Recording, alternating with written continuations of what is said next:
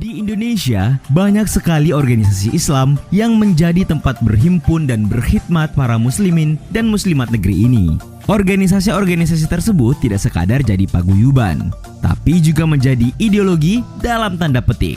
Tidak heran kalau dalam aksi 212 yang berjilid-jilid kemarin, umat Islam sangat terorganisasi dan massal. Tapi sebelum lanjut, kami ingatkan kembali untuk subscribe channel ini dan aktifkan lonceng notifikasi kamu. Muhammadiyah. Ini dia organisasi atau pergerakan umat Islam Indonesia yang bisa dibilang paling tua di negeri ini. Organisasi yang bernama Persyarikatan Muhammadiyah ini sudah berdiri sejak 18 November tahun 1912. Yap, sudah lebih dari 1 abad usianya. Organisasi ini didirikan oleh Muhammad Darwish atau yang lebih dikenal dengan nama Kiai Haji Ahmad Dahlan. Bisa dibilang, organisasi inilah yang menentukan corak keberagamaan umat Islam di Indonesia. Karena organisasi inilah umat Islam tidak lagi harus memakai sarung dan peci ketika hendak salat, melainkan sudah bisa dengan celana panjang atau pakaian bersih, serta model pendidikan Islam yang modern dan kooperatif. Karena organisasi yang dikenal sebagai gerakan sosio-religius ini juga nih, khutbah Jumat tidak lagi harus memakai bahasa Arab, melainkan bisa berbahasa Indonesia. Hebatnya, saat organisasi Islam lainnya masih terbilang tradisional, organisasi yang memiliki banyak sekolah, universitas, dan panti sosial ini sudah menerapkan sistem organisasi modern. Di awal berdirinya, Muhammadiyah sudah mendirikan organisasi pergerakan perempuan yang berpandangan bahwa perempuan dan laki-laki memiliki hak yang sama dalam berdakwah dan beramal salih, bernama Aisyah. Muhammadiyah juga di tahun-tahun awal berdirinya 1 abad lalu sudah menerbitkan majalah yang masih eksis hingga kini bernama Suara Muhammadiyah. Nahdlatul Ulama. Kalian mungkin sudah sering mendengar istilah Islam Nusantara kan? Apalagi baru-baru ini terkait perbincangan penggantian kata kafir yang bikin heboh. Nah, itu semua datang dari organisasi yang bernama Nahdlatul Ulama.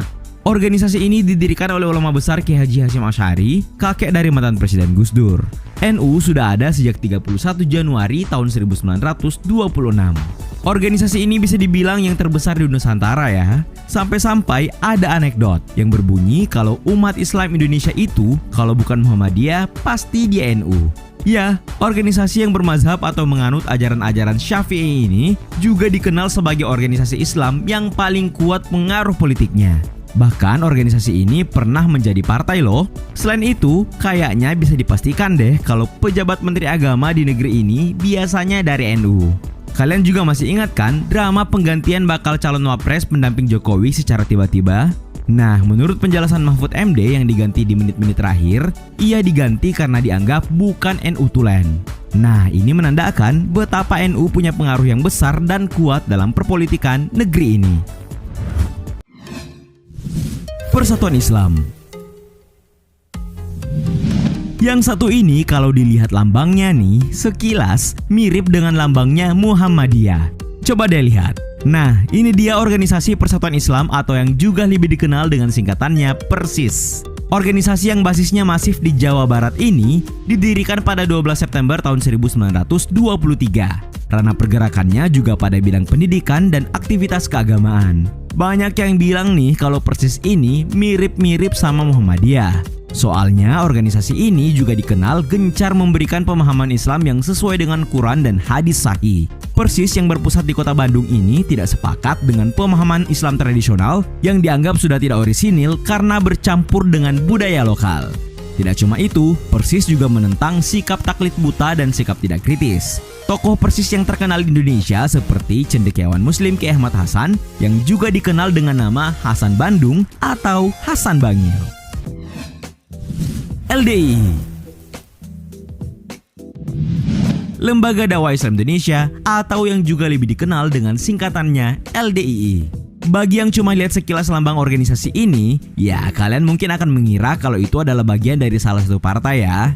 Ya, secara kan ada pohon beringinnya. Tapi tentu itu anggapan yang keliru.